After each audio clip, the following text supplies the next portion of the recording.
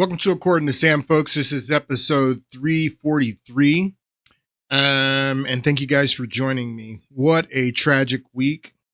We are going to be talking about the brutal assassination of Charlie Kirk that happened this week.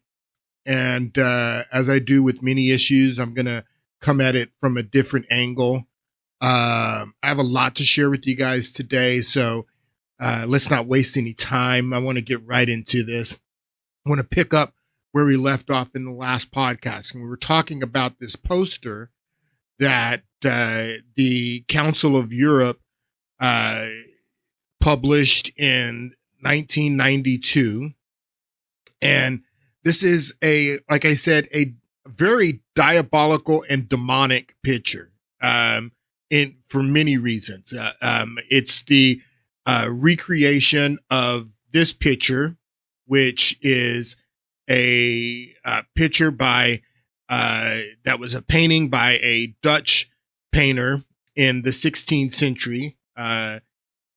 Peter Bruegel is his name, and the name of the painting, I didn't know if it was called the Tower of Babel in the last podcast, but it is actually called the Tower of Babel.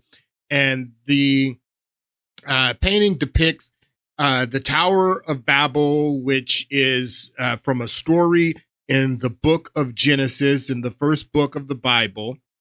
And this story is a story of a Mesopotamian king named Nimrod in the Bible. And Nimrod is constructing and having his people construct this tower that is going to raise up to God, and it's a rebellion against God, and it's called the Tower of Babel because as Nimrod and the people of Babylon are creating this tower, God comes down, he destroys the tower.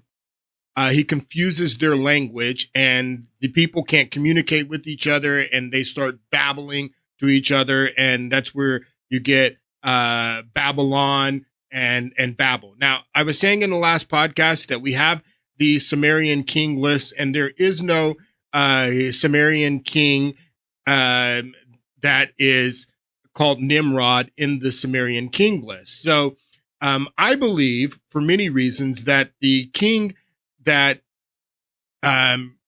Nimrod represents is Sargon of Akkad. He is the very first king of the Akkadian Empire, and the Akkadian Empire predated the Babylonian Empire, and the very first Babylonian king was Hammurabi, who we mentioned in the last podcast. And I believe that Sargon is Nimrod for many reasons. And I don't have time to get into reasons that I believe that Sargon is Nimrod, but the Bible is basically from beginning to end, starting in the book of Genesis, which is the first book of the Bible, where Babylon is first introduced, the very first Babylon, and all the way to the book of Revelation at the end, where Babylon, Mystery Babylon, Babylon the Great, is destroyed, and with the coming of Jesus Christ. So that's what the picture of the Tower of Babel, with, you can see the inverted pentagrams at the top. This is the goat of Mendes. The inverted pentagram represents the star Sirius, the dog star, which was very prominent in the mystery religions of the Mesopotamian people.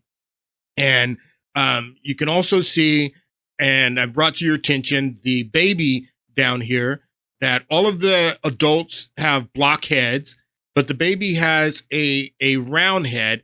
And this picture is saying, not only are we going to reconstruct the Tower of Babel that in the book of Genesis God destroys, that we are also going to conform the minds of the children, that we are going to make the round heads of the children that come into the world. They come into the world with round heads. We're going to conform their heads into the blockheads. And we're going to conform their minds. This is what this represents. This is a conforming of the minds of the children to conform them from round heads to blockheads. This is something that's happening in the mind. And that's what the Tower of Babel and that picture represents. This picture that the 16th century artist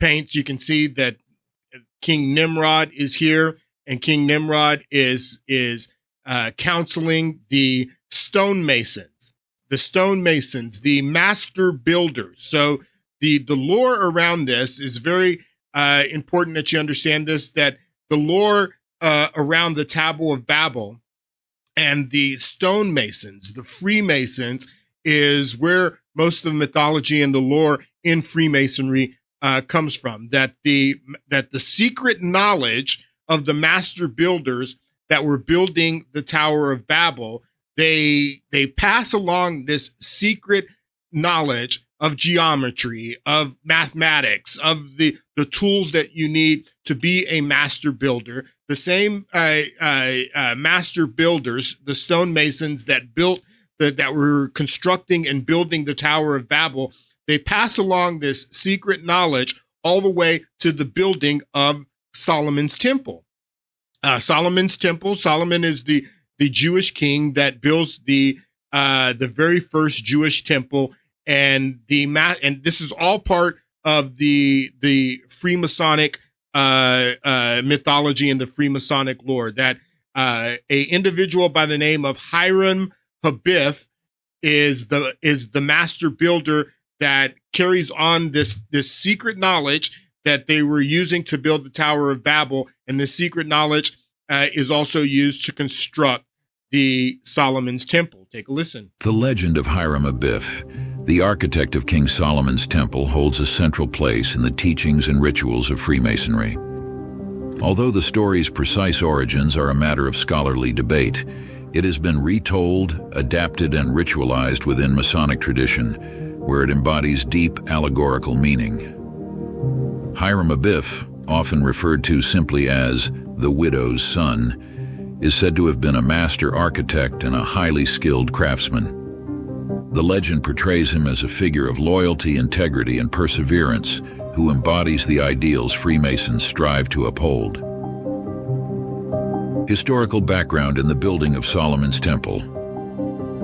King Solomon's Temple, or the First Temple, is said to have been built in Jerusalem in the 10th century BC and served as the primary center of worship for the Israelites. The temple was known for its grandeur and beauty, attracting artisans and materials from distant lands. According to biblical sources, the Phoenician king Hiram of Tyre assisted Solomon by providing materials, craftsmen, and architects to complete the temple. Among these artisans was Hiram Abiff, described in Masonic lore as a figure of extraordinary skill and the temple's principal architect.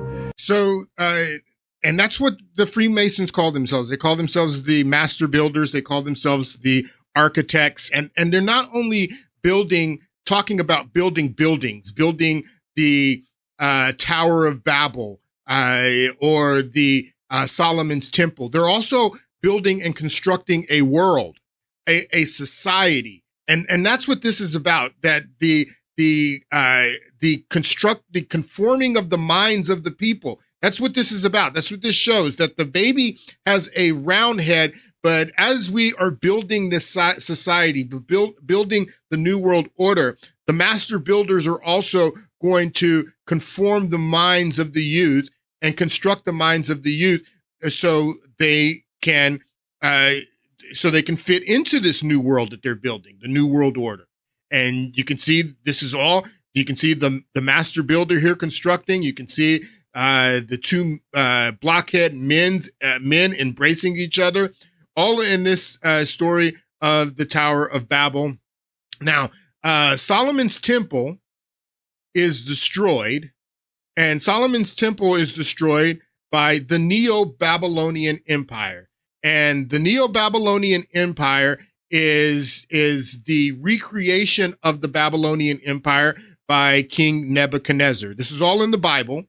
King Nebuchadnezzar conquers the Jews, and he destroys Solomon's temple, and he takes selective Jews into captivity, like Daniel, like Shadrach, Meshach, Abednego. All this is in the Bible.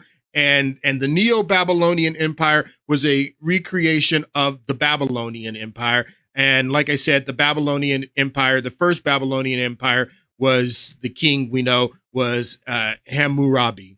And so when Nebuchadnezzar recreates the Neo-Babylonian Empire, he takes everything that Hammurabi and the Babylonians had created in the ancient, well, Nebuchadnezzar is ancient as well, but the first Babylonian Empire was even ancient to Nebuchadnezzar and the Neo-Babylonian Empire. And he takes everything from them, even their god, their main god. So in Samaria, in all of these Sumerian cities, each of them had their own main god, Anunnaki god, that was the main god of their city, but they worship all of the Anunnaki gods. And the Anunnaki god that the Babylonians was the center of the first Babylonian Empire was Marduk. So when Nebuchadnezzar recreates the Babylonian Empire, he makes Marduk his central deity. Marduk is the central deity of not only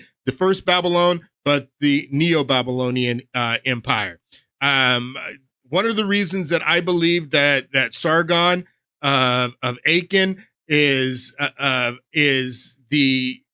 who Nimrod is because in the lore of Nimrod had a mother named Semiramis, and the deity of Akkad is the main Anunnaki deity of Akkad was Inanna, and Inanna and Semiramis is the characteristics of these two are very close. So that's just one of the reasons that I believe that Sargon is the Nimrod that the Bible speaks of.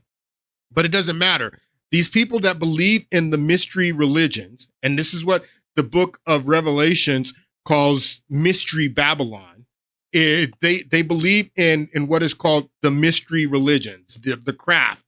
That's what all this is about. The worship of the star Sirius, the dog star, many of the other lore that they have taken pieces of the Bible and created entire stories and lore around, these stories in the Bible about Babylon. This is what this is about. This is about Babylon. And this is about constructing the minds of the youth. This is what this is about. This is what this picture represents. So all of this is part of their lore. And I want to read some of what Paul writes in the book of Romans. Romans 12, we'll read a little bit of the first of Romans 12 here. Paul says, "Therefore I urge you, brothers and sisters, to view God's mercy and offer your bodies as living sacrifices, holy and pleasing to God. That is your true and proper worship." Now listen to this. "Do not conform to the patterns of this world, but be transformed by the renewing of your mind." Paul is talking about a renewing of the mind here. He's saying that your mind has been conformed into the blockhead, that the new world order and the mysteries of Babylon want to conform your mind into the order of the new world. But Paul is saying here in the book of Romans, don't be conformed to the patterns of this world, but be transformed by the renewing of your mind. Have a renewing of your mind. There you will be able to test and approve God's will, what God's will is, his good, pleasing, and perfect will is what Paul writes there. So Paul is talking about something going on in the mind. There's a lot of talk about mental illness these days, but a lot of what we call mental illness are spiritual issues. These are issues that of the mind. And if you understand that, you know, I've read to you before the very first Humanist Manifesto, where it says we reject the dualism of mind and body. In the very first Humanist Manifesto, that we have been conformed to reject the dualism of mind and body. That the mind that we've been conformed to believe, and we've been indoctrinated to believe that the mind is just a part of our physical body. But if you understand consciousness, and you understand that we don't understand what consciousness is, there's no way to say that the mind is part of the physical body. There's no way to say if there's mental illness that you can have a medication or something to change the chemicals in your mind, the chemical imbalance in your mind, to take you from, you know, a depraved mind to a sane mind. That these are spiritual issues. But if you reject the dualism of mind and body, if you reject spirituality, then you are left with no answers but taking medication, taking SSRIs, taking all of these drugs that they want to give you that they say can control the chemicals in your mind, which they can't control the chemicals in your mind if this is a spiritual issue. This is what this is. This is a spiritual issue. And that's what Paul is talking about here when he's talking about renewing your mind. Don't let your mind be conformed to this world, but renew your mind. Be transformed by the renewing of your mind. Paul also talks about the mind and a depraved mind in the first chapter of the book of Romans. This is Romans 1. He says, for although they knew God, they neither glorified him as God nor gave thanks to him, but their thinking became futile and their foolish hearts were darkened. Although they claimed to be wise, they became fools and exchanged the glory of the immortal God for images made to look like a mortal human being and birds and animals and reptiles.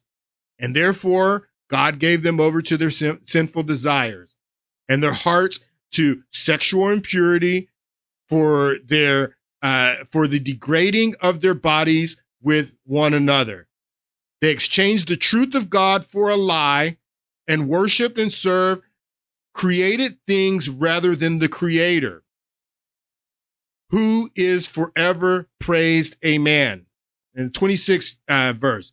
Because of this, God gave them over to shameful lust. Even their women exchanged their natural sexual relations for unnatural ones. And in the same way, the men also abandoned natural relations with women and were inflamed with lust for one another. Men committed shameful acts with one another, with other men. They committed shameful acts with other men and received in themselves the due penalty for their error. Furthermore, just as they did not think it worthwhile to retain the knowledge of God, so God gave them over to a depraved mind. God gave them over to a depraved mind because they didn't want to have anything to do with God.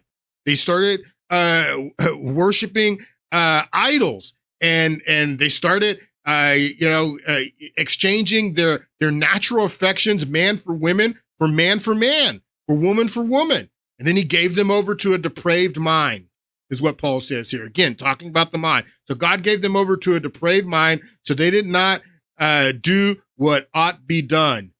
That they had become filled with every kind of wickedness, evil, greed, depravity, and full of envy, murder, strife, deceit, malice. They are gossips, slanderers, God haters. This is what comes from a depraved mind. This is what comes from a depraved mind. So this is what Paul is talking about here. He's talking about a depraved mind. This is what this picture depicts. That the baby comes in the world with a round head, but something happens. And as the baby grows, something happens to the mind, and the baby becomes like all the other adults to have a blockhead. That's what Paul is talking about here. in Romans. And you're going to say, what does this have to do with Charlie Kirk? We're going to get to Charlie Kirk here in a moment, but this has a lot to do with Charlie Kirk. And I want to talk about the Saxon Wars. The Saxon Wars were a military campaigns that Charlemagne, the great French king, that he conquered Saxony. The Saxons were German pagans. The region of Saxony is Germany. And these are the military campaigns that Charlemagne did to conquer Saxony and take them from paganism to Christianity. But it was forced on the Saxons. Let's read a little bit about the Saxon Wars here. The Saxons wars were the campaigns and insurrections of the 33 years from 772, when Charlemagne first entered Saxony, Germany, with the intent of conquer, to 804, when the last rebellion of tribesmen was defeated. In all, 18 different campaigns were fought, primarily in what is known of northern Germany. They resulted in the incorporation of Saxony into the Frankish realm and their forced conversion from German paganism into Christianity. So this is Charlemagne in these 18 different, why did it take 18 different campaigns? Well, I'm going to tell you why it took 18 different campaigns, because every time Charlemagne would ride into Saxony with his armies, and he would try to force them to be baptized and try to force them to become Christians. These people rejected it every time. They were like, no, I mean, we're pagans. We've been pagans for centuries. We don't want to accept your Christianity. But Charlemagne was content on forcing them to become Christians by force. There's stories of Charlemagne riding into Saxony and forcing people into rivers and dunking them under the water and saying, Father, Son, and the Holy Ghost, and saying, oh, you're a Christian now. And these people would come out of the water and they'd be like, no, I'm not a quick Christian. You can't force me to become a Christian, Charlemagne, by your blade. It's very interesting that people talk about all the time how Islam was spread by the blade, and it was, but in Saxony, Christianity was spread by the blade as well. Charlemagne went with his armies and with his military and forced the Saxons and tried to force the Saxons to become Christians. Well, he did force them to become Christians. Eventually, after 18 campaigns and 33 years, that eventually the Saxons submitted and became Christians. But were they really Christians? Can you really force someone to accept beliefs and accept a religion that is forced on them?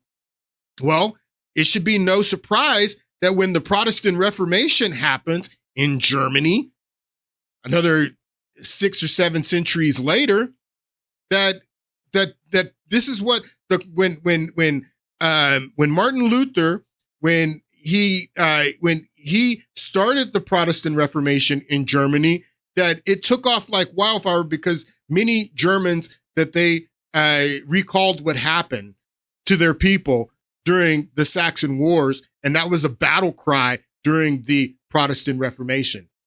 And so what I'm trying to tell you is that even though that Charlemagne, attempted to force Catholicism, Christianity on these people, that when it came time for them to rebel again, and they had many rebellions against Charlemagne when in the 33 years of these 18 campaigns when he was trying to force Christianity on him, but they finally submitted. But when it came time for them, and there was a movement for them to rebel again against the Christianity of Charlemagne, which was Roman Catholicism, they rebelled in force, and that's why the Protestant Reformation took off like wildfire throughout Germany. Because you can't force conversion on people. You can't force conversion on people. And that's what Paul talks about again in the book of Romans, in the 10th chapter of the book of Romans. This is what Paul says. He says, brothers, my heart's desire and prayer that to God is for them is that they may be saved. Okay. So, now the conquest of Saxony for Charlemagne, it wasn't about the salvation of the Saxons. That was about capturing the land of Saxony and incorporating the Saxons into the French kingdom. But Paul says, if you really want salvation for people, if you really want to reach people's heart, you can't do it by force, is what he's saying here in the 10th chapter of the book of Romans. He says that my prayer and my desire is for God to save them. For I bear them witness that they have a zeal for God, but it's not according to knowledge. It's not according to knowledge. That even if Charlemagne's zeal, and he was a zealot, his zeal was to transform the Saxons into Christians, it wasn't according to knowledge. It was according to force. It was according to his zeal. He was a zealot, and he went out and he tried to force the Saxons to become Christians. But that's not what Paul says. He said you can't do that. It has to be according to knowledge. It has to be something that's going on in your mind that transforms you. I can't force you into the water to be baptized. You have to choose to be baptized. You have to choose God, is what Paul is talking about here. For being ignorant, so he's talking about knowledge and he's talking about ignorance, is what Paul is talking about. For being ignorant of the righteousness of God and seeking to establish their own, they did not submit to God's righteousness. Because it wasn't about when Charlemagne was conquering Saxony, it wasn't about changing the minds of the Saxons. He was trying to do it by force. He was forcing them in the river, forcing them to be baptized. And although they submitted to his force, it didn't have any roots. It didn't have the roots because it wasn't based in knowledge. They were zealots. They had a zeal for God, but it wasn't according to knowledge. For being ignorant of the righteousness of God and seeking to establish their own, they did not submit to God's righteousness. For Christ is the end of the law of righteousness to everyone who believes. You have to believe. We're going to read more of the 10th chapter of the book of Romans. For Moses writes about the righteousness that is based on the law, that the person who does the commandments shall live by the law. That if you live by the law, then you do the commandments, that's what you should live by, is the law of Moses. But righteousness is based on faith, is what Paul says. It has nothing to do with the law. The law was good. Moses' law was good. It's God's law. Nothing wrong with the law. But that's not what righteousness is based on, is what Paul says here. Righteousness is based on faith. And what is faith based on? Do not say in your heart, who will ascend to heaven? Who will ascend to the abyss? But what does it say? The word is near you, in your mouth and in your heart. The word of faith, that is the word of faith that is proclaimed. Because if you confess with your mouth the Lord Jesus and believe in your heart that God raised him from the dead, you'll be saved. That's how you are transformed. Not by force, not by Charlemagne forcing you into the river, forcing you to be baptized in military campaigns and forcing you to accept. No, it has to be in your heart. You confess with your mouth, and it has to be based on knowledge, is what it has to be based on, is what Paul is saying here. For with the heart one believes and is justified, and with the mouth one confessed and is saved. So it's based on knowledge. I believe in my heart because you've convinced me with knowledge, and I confess with my mouth. And that's the essence of salvation. That's the essence of becoming a Christian and becoming a believer and being transformed. It starts in your heart. It's a transformation of the heart, and then a confession with the mouth. The 11th verse in 10th chapter of Romans. For the scripture says, everyone who believes in him will not be put to shame.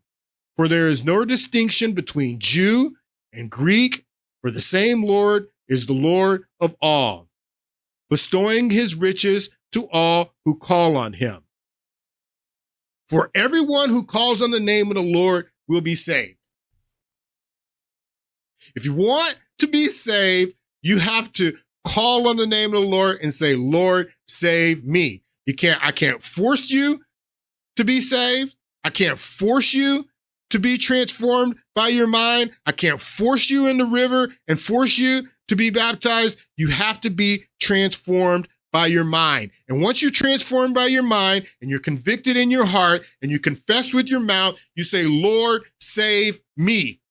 Whoever calls on the name of the Lord will be saved. What's this got to do with Charlie Kirk? We're going to get to Charlie Kirk here in a moment, but that's what Paul's talking about here. He says that whoever calls on the name of the Lord shall be saved. And then Paul says this is what he says. He says, how then will they call on him who they have not believed? How can I call on someone and say, Lord, save me if I don't believe in the Lord? How can I call and say, Lord, save me if I don't believe in Jesus Christ? You can't. If I don't believe and I'm not convicted in my heart, I don't care how many times Charlemagne dunks me into the river and says, Father, Son, and Holy Ghost. I'm not going to be convicted to believe, even if it's by the sword. Even if you say that if you don't believe, then you're going to die. I mean, I can say that, okay, I believe, so you won't kill me, but do I really believe? Do I really have a convicted heart? Or am I just saying that so Charlemagne won't kill me? So Charlemagne won't kill my loved ones? And that's what happened in Saxony. Many people in Saxony, then when they finally, submitted to Charlemagne, it wasn't a real submission to the faith. They just didn't want to be killed. They just didn't want Charlemagne to keep coming back with his army and persecuting them at the point of a sword. So it wasn't real because he hadn't convinced them in their mind. It wasn't based on knowledge. It was based on Charlemagne and his army forcing this on them. So it wasn't real. How can they call on someone who they've not believed? Whoever calls on the name of the Lord will be saved. If you want to be saved, call on the name of the Lord. But how can you call on the name of the Lord if you don't believe in the Lord? How can you call on someone who you don't believe in? And how are they to believe in him who they've never heard of? If I've never heard of the gospel, the good news, that's what gospel means, the good news. If I've never heard about Jesus Christ, if I haven't never heard about the promises of Jesus Christ and the promises of God, how can I believe? And if I don't believe, then I can't call on him to save me. So it's a step. There's steps here. First of all, I need to believe. Well, we're going to get to the steps so these are the steps. So he says, how can they call on him who they've not believed is what Paul says. And how can they believe in him who they've never heard of? So first I have to hear I have to hear about him. And this goes through the ear and through the ears, I hear of him and that convicts the heart. And then I believe in my mind because it's based on knowledge. And then once that takes place, then I can call on him and say, save me. But before I believe, before I've heard and then believed, I can't call on him. So I have to hear the message through the ears, and the message has to convict the heart. So I believe, and then I confess with my mouth and say, Lord, save me. How then can they call on him who they have not believed? And how can they believe on him who they've not heard? And how will they hear without someone preaching to them? I can't hear unless someone is speaking the words and the words of knowledge, not what Charlemagne did. Charlemagne didn't go into Saxony with the words of truth and knowledge and tried to convert the Saxons by preaching to them. No, Charlemagne went into Saxony with the sword. Charlemagne went into Saxony with his army to force them into conversion. But Paul says that's not going to work here.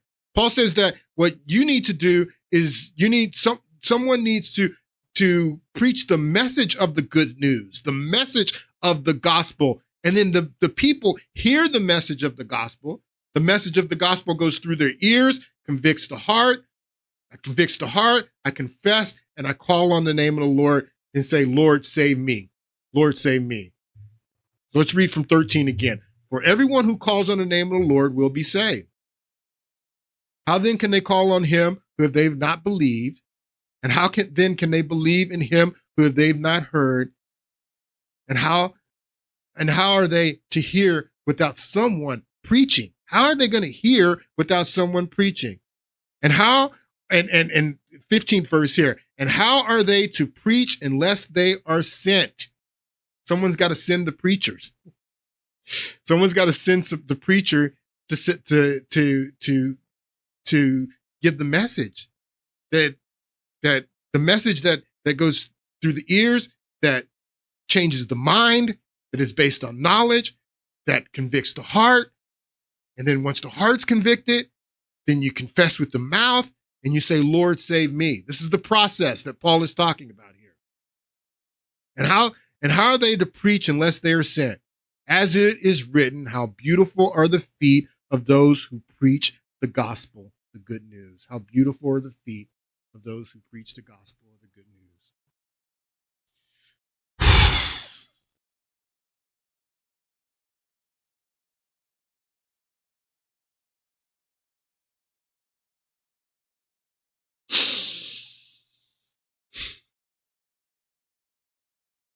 So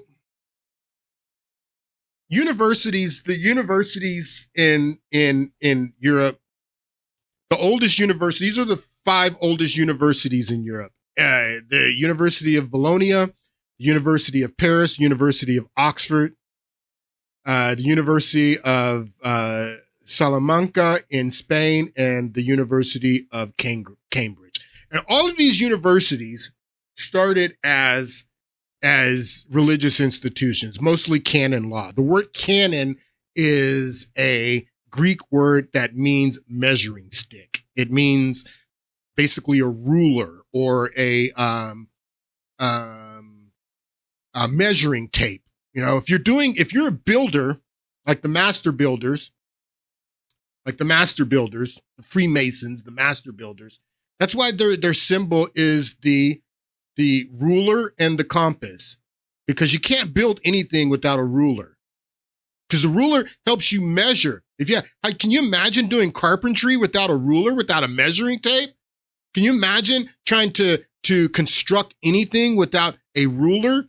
And that's what the word canon means. The word canon is a Greek word that means measuring tape, ruler. It's how you measure an inch. Say you're doing carpentry and you want to measure. You need to cut 2 inches of wood to build whatever you're building. Can you imagine trying to do that without a measuring tape, without a ruler?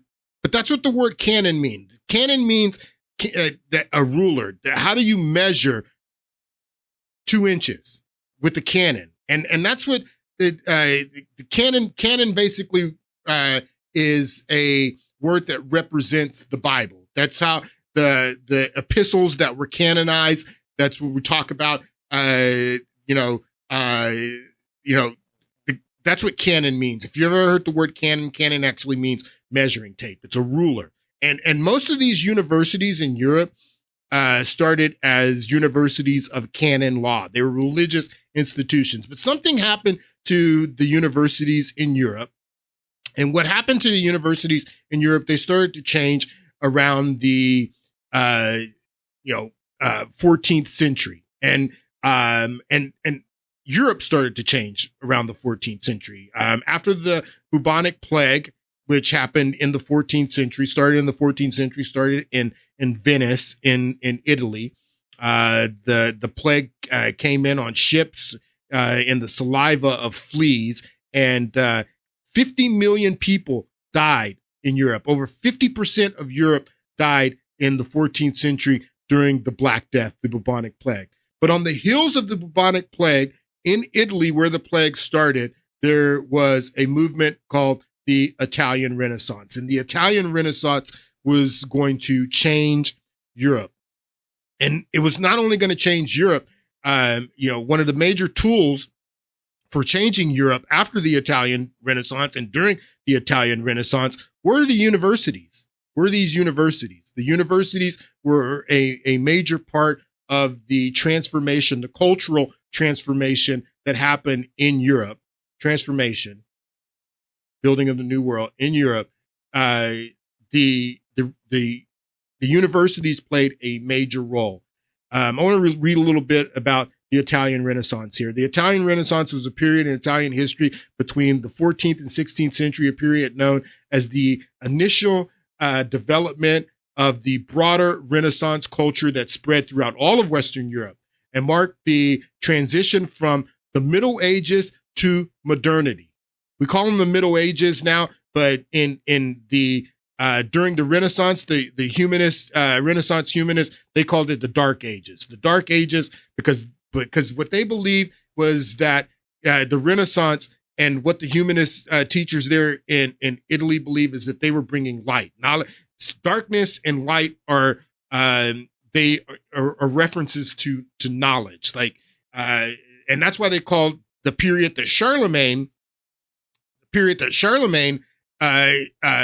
lived in, and the period that preceded the Renaissance, they called those the Dark Ages. And historians don't call them the Dark Ages anymore. The historians call them the Middle Ages. There's the High Middle Ages and the Low Middle Ages, and that's what historians call it. But the Renaissance humanists called them the Dark Ages. This is all about knowledge. Dark and light is representative of knowledge. That's why preceding the Italian Renaissance, you had the Age of Reason, and then you had the Enlightenment period.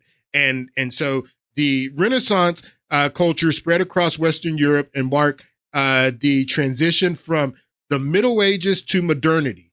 Now, we are no longer in the modern era intellectually. We're in the postmodern era now. And that's something very important that you need to understand, that we are no longer in the modern era. The Renaissance and what was happening in Europe, they led us into the modern era, but we are no longer in the modern era. We're in the postmodern era, and it's very important that you understand that. Proponents of the long Renaissance argue that it started around year 1300 and lasted to about 1600, but some feels of proto-Renaissance beginning in 1250 is typically accepted. The French word Renaissance means rebirth and defines the period as one of the cultural revivals and renewals and renewed interest in classical antiquity after centuries during the Renaissance humanists labeled the Dark Ages. So that's really what the humanists that launched the Renaissance after the bubonic plague, they were really focused on resurrecting antiquity and the scholars of antiquity, Socrates, Plato, Cicero, the Greek scholars, the Roman scholars, that resurrecting these classical scholars and teaching rhetoric, teaching what is it called? The quadrivium, the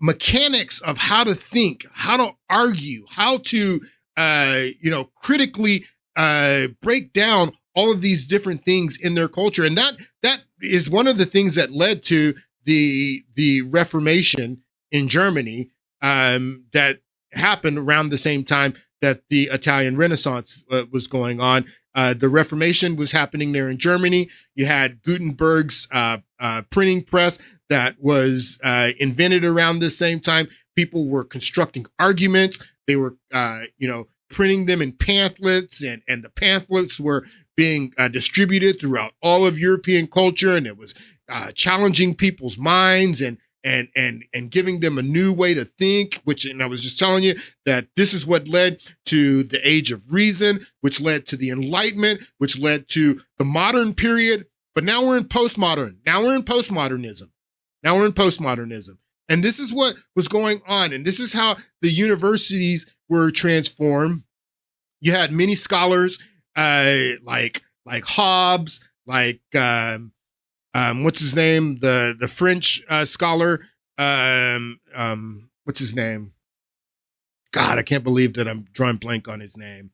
God, I can't believe that I'm drawing blank on his name. Anyway, you had all of these scholars that were challenging, because the Reformation, the Protestant Reformation, was the first time that you were, that people were even, allowed to challenge the orthodoxies of the Catholic Church. You had people like Copernicus and Galileo challenging the Aristotelian cosmology and saying that no, the Aristotelian cosmology that the church was teaching, that it was wrong, that we actually live in a heliocentric universe, that the earth revolves around the sun, and the earth is not the center of the universe. I mean, this is what got Galileo in trouble with the church. What's his name? I'm trying to think of the French. I can't believe I'm drawing blank on his name. But anyway, but this is the first time in this period that people were challenging the beliefs of the church, the beliefs of the humanist Renaissance teachers there in Italy, what they were teaching people to how to think critically about these things and challenge these things. They were people making arguments that were put into these pamphlets and then someone would write a pamphlet challenging a pamphlet that was written by someone else.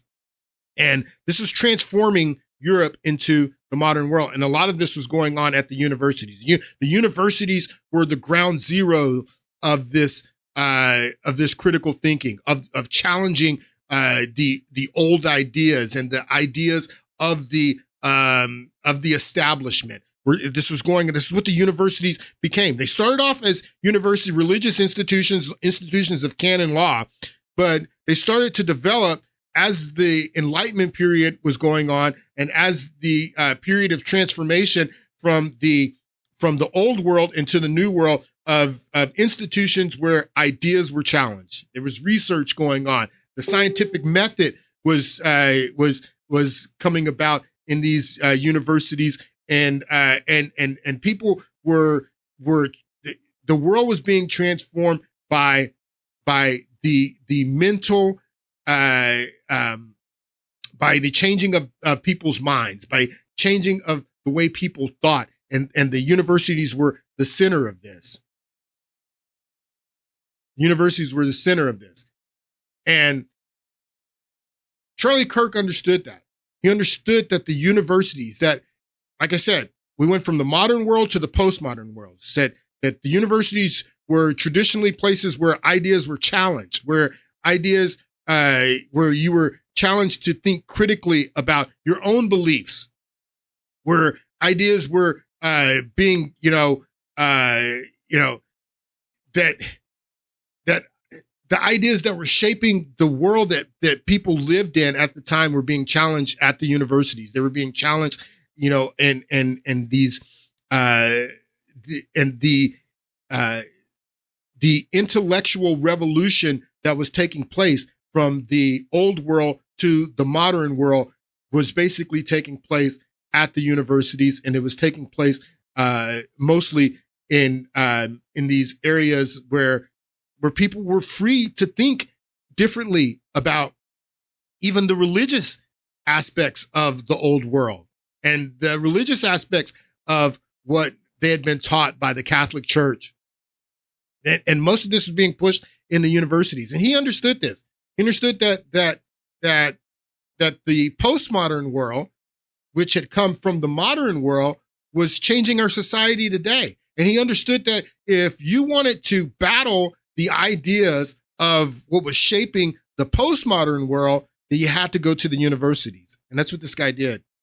That's why he was at the universities. That's why he was such a big problem for people because he was going to these universities and he was challenging these universities and challenging these kids at the universities who were being transformed into the blockheads at the universities. And he understood that if he wanted to affect the culture today and challenge postmodern ideas, that he needed to go to the universities, and he made it his mission. He understood that. And that's why he was a big problem for the left and for the postmodern left. I want you to listen to this video, and then we're going to get in, because we haven't really even gotten into today's podcast, but I want to get into today's podcast. Charlie Kirk got shot. What? The right-wing guy? Yeah, he got shot on campus in the middle of a debate. Fuck. What? I thought you hated the guy. Yeah, but just because I disagree with the guy doesn't mean I believe he deserves to get shot. But he was spewing all that hate speech on university campuses.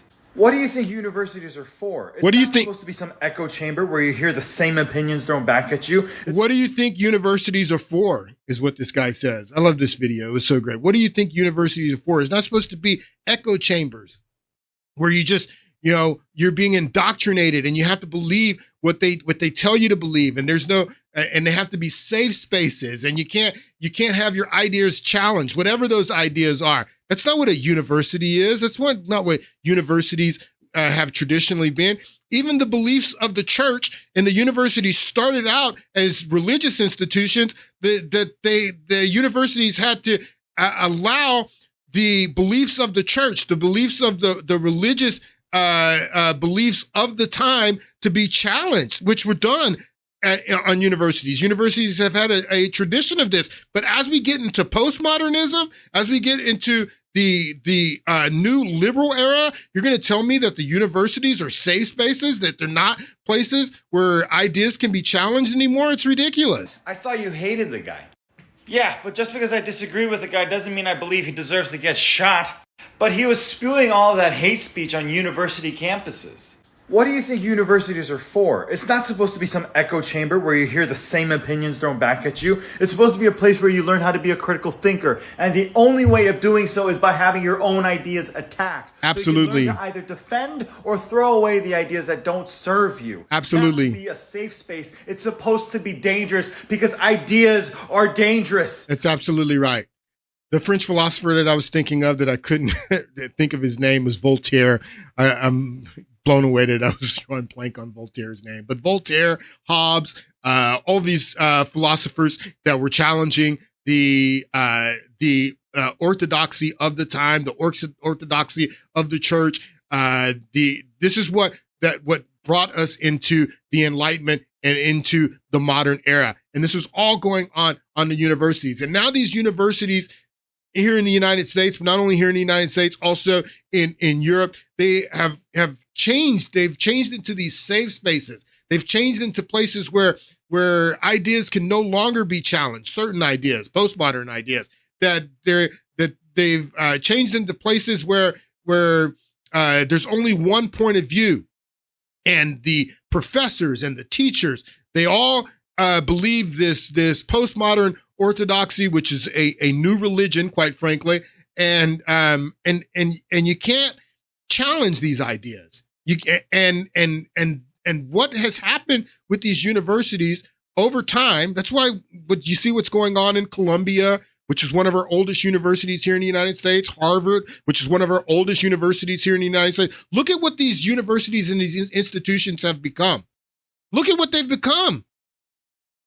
They become safe spaces. They become places where ideas can no longer be challenged. And that's what Charlie Kirk went there. He went to the lion's den because he knew that if he was going to change the culture, change society, that's where he had to go, to the universities. And he had to challenge the ideas that these people were indoctrinating our society with, building the new society, the new world order, transforming the youth into the blockheads. He knew that he had to go to the universities. That's where it was at. That's where the battle was. And that's where he went. He went to the front lines of the battle at the universities. You listen to this guy. When no one else was standing up for Christ on college campuses, who was standing up for Christ? It was Charlie Kirk. It was Charlie Kirk. No one else. This college dropout was standing up for the cause of Christ, while so many American youth, so many American men, so many American pastors sat in the back seat watching this one man take on college campuses for Christ. That what motivated him to stand up for the American right, for American rights, for the American people? What motivated him? It was Christ. It was Christ that caused him to go into front lines and not to look back and not to let anyone else take away from his assignment. He went to the front lines. The universities were the front lines. If you want to change this culture, and you want to change this culture from the disastrous postmodern ideas that are so damaging this culture and so damaging our nation and so damaging our society, and the postmodern ideas that are separating us from God, separating us from the faith and religion that built this nation, that built the West, that built the modern era, that took us from the Dark Ages to the Enlightenment. If you want to challenge that, you have to go to the universities, and that's where he went. That was his mission. He understood that, and he was so effective. He was so effective. That's why he's dead now, because he was so effective. Because he went to war with the kingdom of darkness and hell on the universities, which are they're basically their temples and their sanctuaries. And he went into their temples and their sanctuaries, and he challenged them. And that's why they hated him. And that's why so many people are celebrating his death, because they understand how effective he was. They're not celebrating his death. You don't see all these people celebrating his death and are happy that he's dead because he was ineffective. No, he was effective. He was 100% effective. And even in his death, he is effective, as I'm going to show you here in a moment. But I want you to listen to, what's her name here from The View on CNN. Gen Z is going to be the most right-wing generation in 50 years. Statistically speaking, there was a huge turnout of youth voters for Donald Trump. That was unexpected, something that's usually a Democratic stronghold.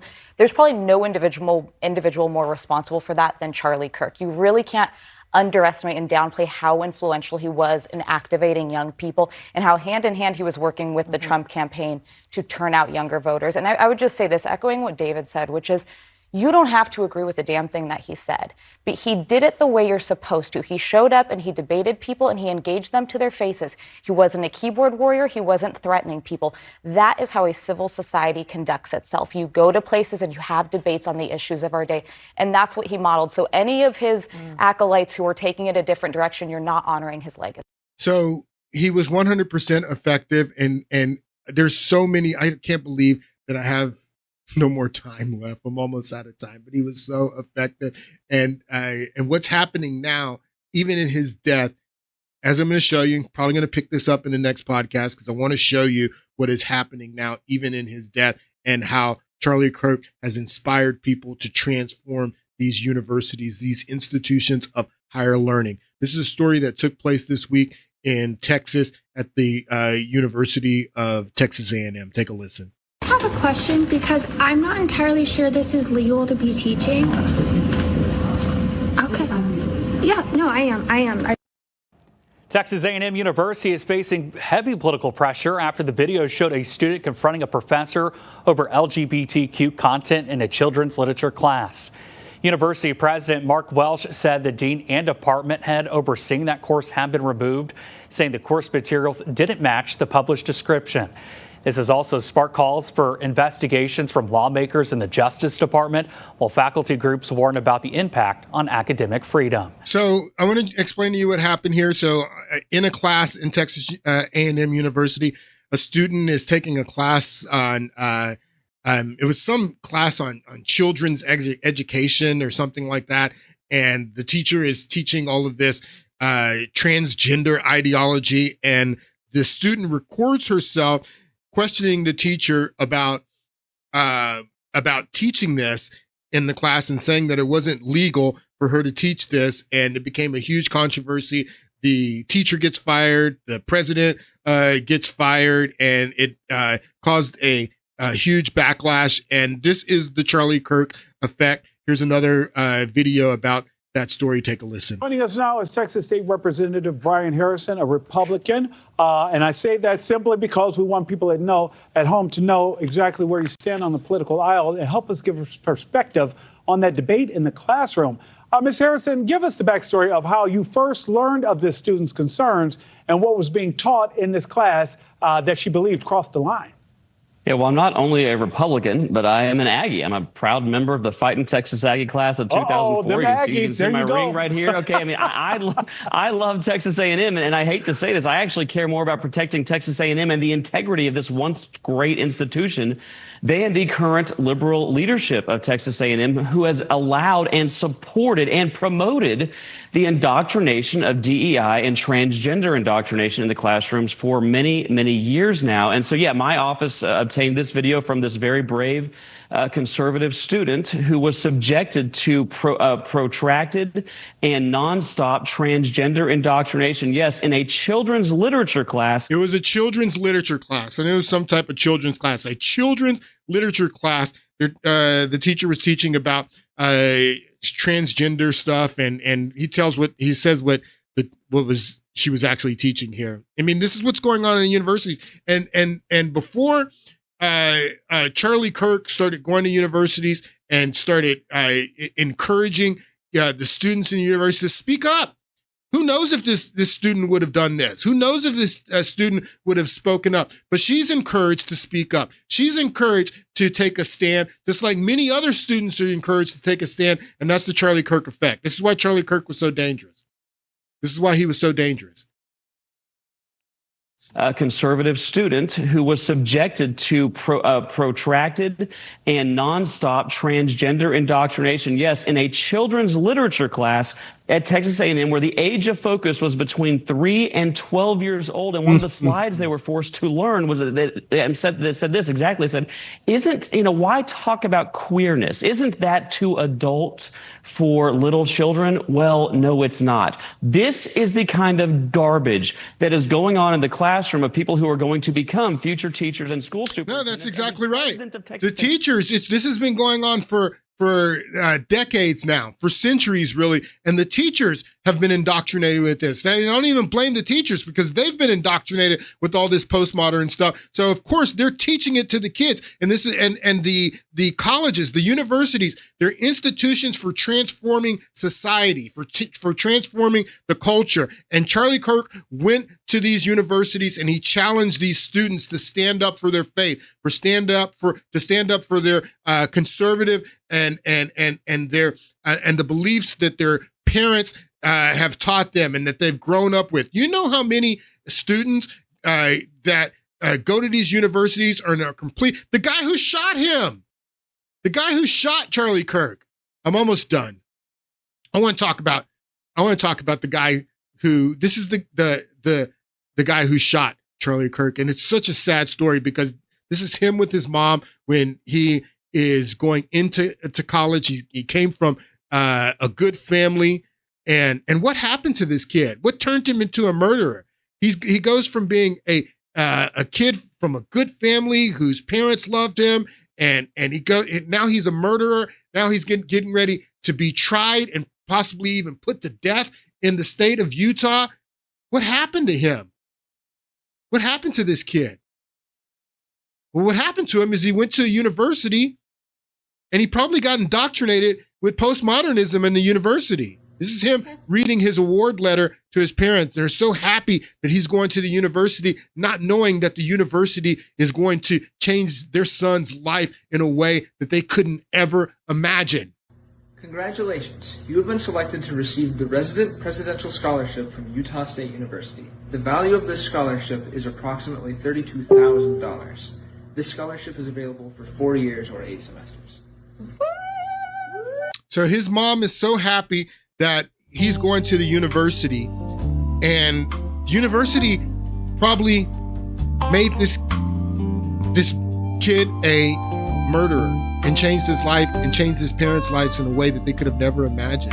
God, I had so much more that I wanted to share with you guys today, and I'm going to pick this up in the next podcast because I really really need to get into this. I spent a lot of time going through that European history and the history of the university and the transformation from the Dark Ages to the Enlightenment to the modern period. But now we're in the postmodern period. And you got to understand what that means. We'll get back into it in the next podcast. Hope you guys have a great weekend, and I'll see you.